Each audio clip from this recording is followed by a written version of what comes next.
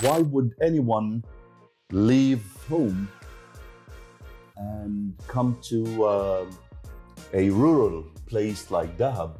The spirit of adventure, being adventurous. I discovered that I have treated people from 43 countries. I received the ambassador of Albania in an emergency visit. Ups and downs, raise and fails and raises, and it goes. It just happened to my mind. I started to run behind the tramway. I'm not a good team worker. Is that the best shoes you think that you can put on when you are coming to the clinic?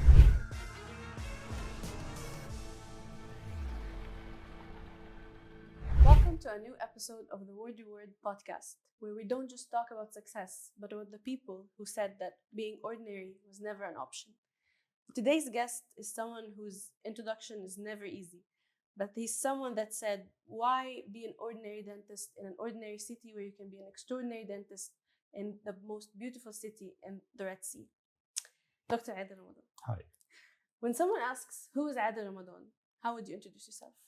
Well, out of the Google business reviews or out of what? Personal. How would you introduce yourself? How would you introduce Well, Adel I Ramadan? would like to introduce myself as not being everybody's cup of tea. But basically, I'm Adel Ramadan. I'm a dentist. I come from Egypt, Alexandria, a beautiful city by the Mediterranean. I hold a great heritage, and I carry a lot of good memories from this cosmopolitan city. I came to Dahab 2004 with one suitcase and a big dream. And it was a hell of a journey. Yes. I had a lot of ups and downs, beautiful experiences, great time in Dahab. I have met a lot of people. So I'm every book I have read. I'm every person I have met. And then in a blend, and voila, here I am. Being in Dahab, you treat so many people from so many different countries, but mainly what would make someone leave their country, mainly England, and come to Dahab, not just for a vacation, but to be treated? Well, let's start from the beginning. Why would anyone leave home and come to a rural place like Dahab to spend a vacation? The spirit of adventure, being adventurous, being someone who would like to experience something new, not the mainstream person, not the mediocre way of thinking and looking at even ordinary things like a vacation. Even a vacation, it has a different definition in my beliefs, in my philosophy of life. How would you define a vacation? A vacation is a golden time, whether it's a long one or a short one, to do three things. One, to detach yourself from what you are doing. Stop what you're doing. Two, experience something new or do something that you love. Let's say, for example, I would like to learn more about kite surfing. I would like to experience and try scuba diving. Or maybe find a place where you would like to do what you like to do, yoga. And number three, to sit back, relax, and reevaluate how you do things. This is the major, in my opinion, this is the major headlines when defining a vacation. So Dahab being full of people who are adventurous, people who are courageous, people who are intrigued to try something new. But then let's not forget that we are dealing with the most important, valuable three things in anyone's life: health, time, and money. We take this very, very serious. Being serious in what we are doing, being professional, trying to be good, trying to meet their expectation. That's what have put us on the track. I have even one of a very exciting personal experience. One day I was just sitting, chilling, it was the evening after I received a high-profile visitor to Dahab. I was kind of, wow, is he real? I mean, did he really come to my clinic? A very eminent diplomat. And then I said, you know what?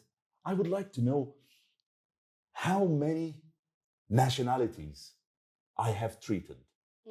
And this, in its meaning, it would reflect how many people from different cultures trusted to come to a dentist in Egypt. So I put the world map in front of myself on the desk, and I started to move the ruler just from the west to the east, and I started to count how many countries I have seen people from that country. And at the end, I discovered that I have treated people from 43 countries. 43 countries. That's insane. Yes, it's immense. I mean, 43 different cultures. Have walked into the same clinic. They Trusted. came to the same clinic, to the same person, received their service, and only God knows. How did these people end up in your chair, do you think? Word of the mouth, goodwill, and hard work. And me insisting. I'm not saying that I'm the best. I'm not saying this at all. I would be a fraud. I will be an imposter if I ever say something like this. But I can say one thing from the bottom of my heart, and you can take this word to the bank. I have treated everyone to the best of my knowledge. That's the most important thing. Yes. In many places, going to a dentist feels like a necessarily evil or stressful, expensive, something they always postpone. But that's not the case here. Why do you think that is?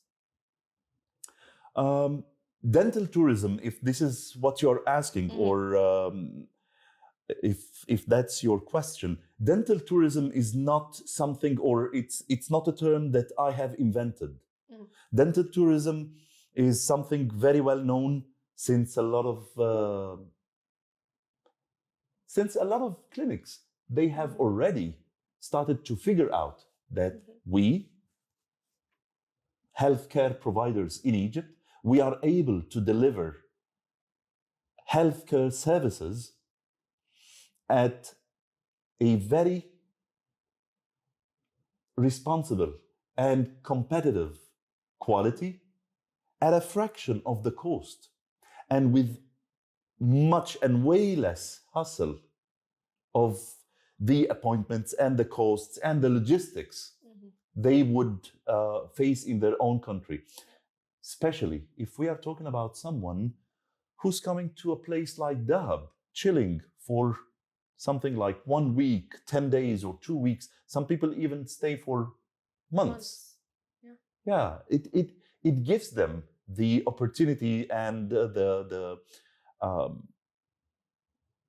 best chance. They're not just getting treated, they're exploring something entirely new.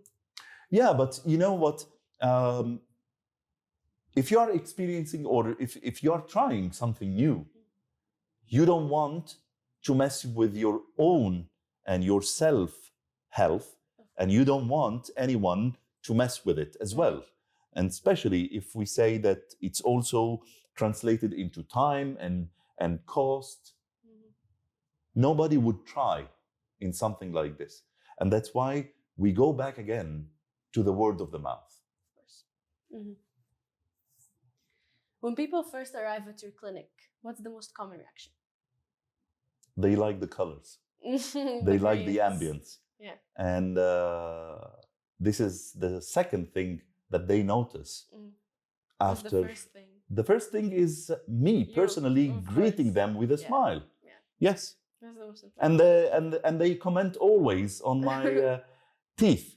That's They say, right. yeah, I would like to have teeth like this. I mean, okay, well, I have a lot of chocolate. I have a lot of contrast. It's not, no. You're never gonna have that. Yeah. Dahab is known for its driving and relaxing lifestyle. Not exactly what people expect to find cutting-edge dental care. Do you ever get surprised reactions from visitors? Yes, of course. Well, after I have discovered that this is a very important thing. You know, dental tourism in Egypt is quite a hard thing to do. It's not an easy business of hit and run. No, it's not. I tell you a story. My first time ever to travel to a European country was 2007, when I traveled to Germany. And you know what? The first thing that I discovered was the doorknob. Yeah, exactly. Yes, exactly. Very you see, the doorknob. Why? Well, arriving to the airport, I've been collected by a taxi, and then to the hotel, checking in. That's it. Then entering my room. And the moment I just closed the door, I felt the doorknob. I felt how sturdy it is. Okay. How reliable it is. Reliable it is. So I just discovered that if I can just deliver my dental services, starting from this doorknob experience, I have cut a lot of miles. Yes.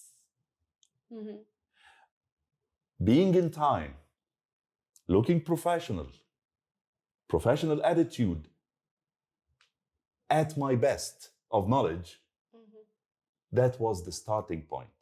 Yeah. And it continued. Ups and downs, raise and fails and raises, and it goes. So the first time you went to Germany was 2007, you just said. But that wasn't the only time. You went back again, 2019, where you closed your clinic for 45 days. And you had a very unique experience. Yes. Let's hear about this. 2019 was, well, I've been visiting Germany and a lot of other countries, but 2019, and yes, I was 40 years. 40 oh, years yes, old. 40 years. Yeah, you do the math. How old I am right now. Okay, well, 2019, I had a unique experience in Germany when I went through a hospitation where the university clinic would receive a trainee. So being a dentist in my clinic for more than 15 years, leading a dental team and having a dental practice working left all of that and 45 days you just closed up. Yes.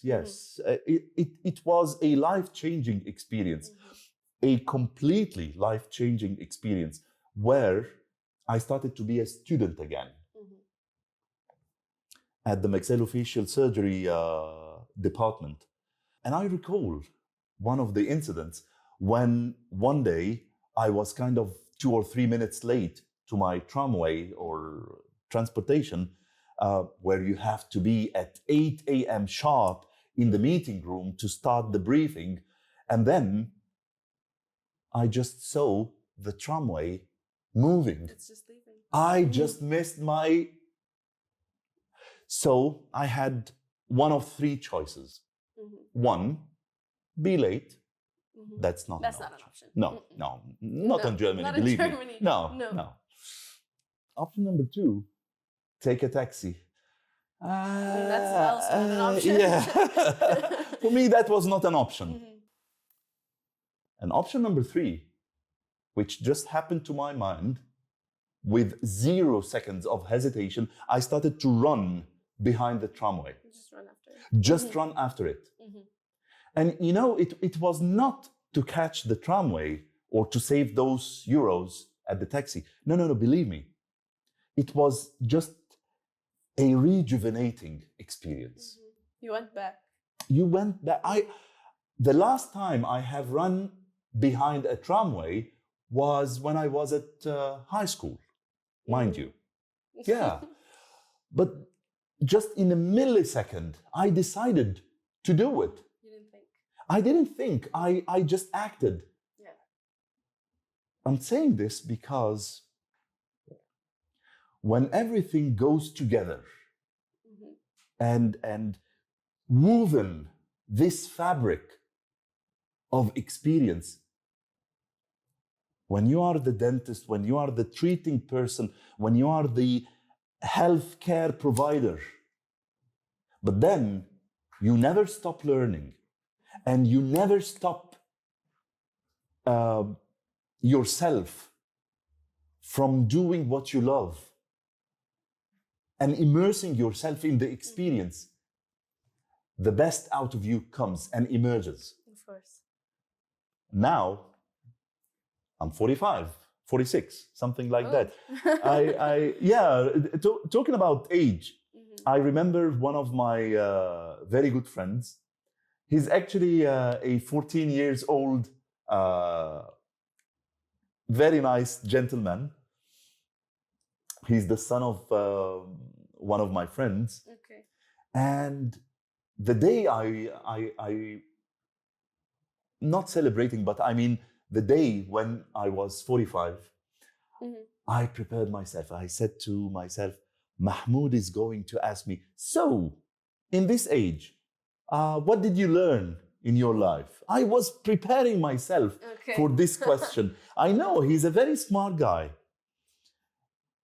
And believe it or not, I just totally forgot all the life coaching videos and all of these quotes that I just forgot everything. But you know what? I remembered only one thing. I remembered I would like to tell him, Mahmoud, my professor used to call me the Maverick. Okay. My professor in Alexandria, with whom I spent 2 years of complete dedication. University. In university and after graduation. Okay. He used to call me the Maverick, the running and galloping horse. I wanted to tell Mahmoud, you know what? Small steps matter too. Small steps matter too. Run, gallop, pursue your dreams, try, fail, raise up. And if we were talking about Germany, they have this proverb which goes like this: you fall, you undust yourself, you adjust your crown, and then you continue walking. And you keep walking. So small steps matter too. Small steps matter. Don't forget to enjoy things. Because life, it can be full of tasks, but it has to be full of tastes as well. Of course. Yeah. So you talked about your team in Dahab. What would you say is the key to the excellence of your clinic? I'm not a good team worker. I'm not a good team worker. But being in a team, I just realized something. Mhm. Your idea, it doesn't have to be the most brilliant idea. It doesn't have to be out of the box. I mean, come on, if we are talking about the box, and thinking outside the box, everybody's outside the box. What about the box itself? Yeah. Mhm. Sustainability. Your idea doesn't have to be the most wonderful idea. If your idea is not sustainable, if Yeah. your idea is not able to be repeatedly successful, this is not It's an not a good idea. one. It's not a good one. This is a accident. This is an accidental success. An Mhm. accidental success is a failure. Mhm. Or the other face of the same coin, when we say failing to plan is planning to fail. Yes. When you are not having a clear idea, a clear vision of where you would like to take things, you are not going anywhere. No. Making a career out of dental tourism, that's not easy. All these struggles, this needs courage to do this. Where do you get the confidence to experience this? Well, as I told you, being in Dahab for 21 years, I've been treating not only people who are coming from abroad, Not just but foreigners, also, yes. people who live in Dahab, whether they are Egyptians, expats, and also Bedouins. You know, being subject to different cultures, especially the Bedouin culture. Yes.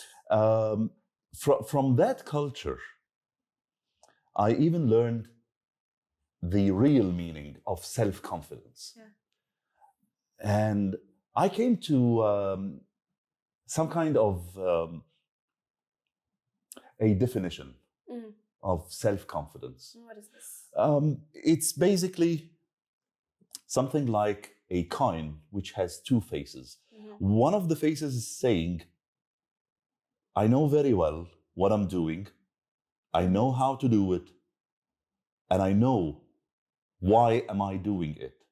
And on the other face, I feel totally comfortable being around someone or people who know, who would be better, who know much better than I do, and I'm even ready to learn from them. Yeah.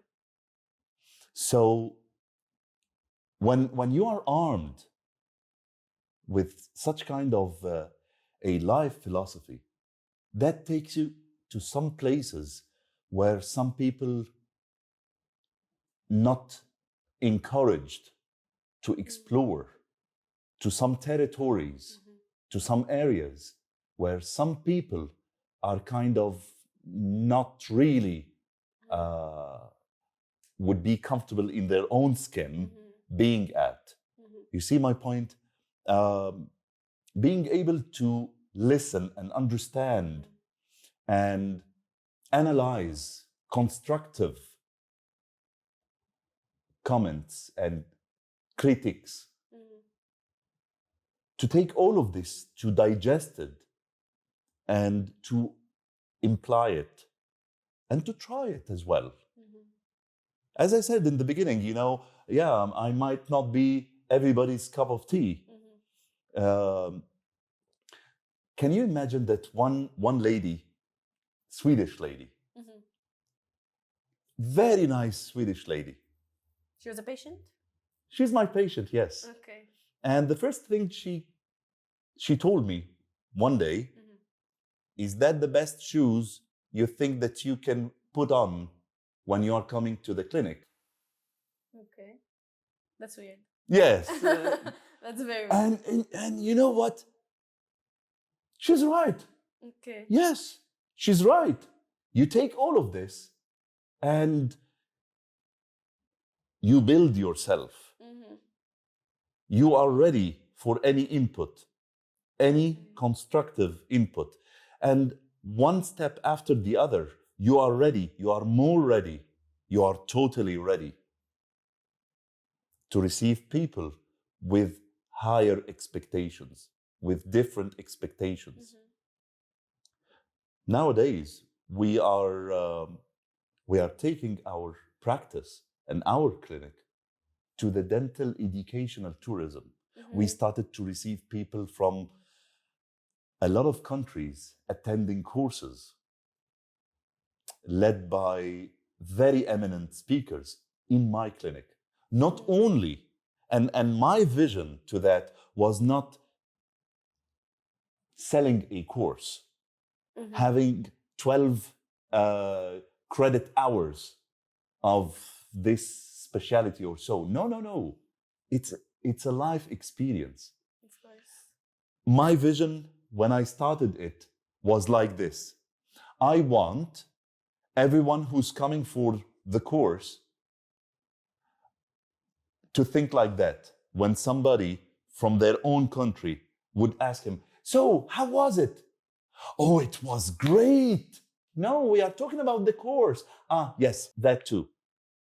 And another one would ask, so how was it? Oh, it was amazing. No, we are talking about Dahab. Oh, yes, that as well. It is a coherent, very unique life experience. Of course. Yeah. So you started this clinic almost 20 years ago. Yes. Did you ever think you would be here today, where you are? On this chair. Well, I'm always eager to meet nice people like you, and especially in Ramadan, with these blessed moments and blessed days. I like always to share my life experience if it matters to someone. You know, it came to my thinking when talking about Ramadan and all of this, and people would ask, so you're not even allowed to drink water? No. So you are fasting and you're abandoning? No. Wait. It's not about that. Yes, of course. Not eating or not drinking, this is the practice. Yeah. But the idea is that, in my opinion, Ramadan is nothing but a wedding ring. Okay. A wedding ring. Or let's say, abandoning food and drinking water, or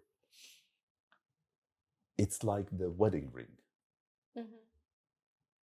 A wedding ring wouldn't stop anyone from, for example, cheating on his or her spouse. Okay. But it reminds him or her that you are married. So being starved or being thirsty is just reminding you of, wait a moment, these are blessed days. Behave. Be at your best. The best version of yourself. And can you imagine having this as an annual preparation camp, 1 year after the other, 1 year after the other, immersing yourself in the experience over years? You hope to be a better person. Yes, of course. Thank you so much. I had a great time. Pleasure always. Thank you. Thank you.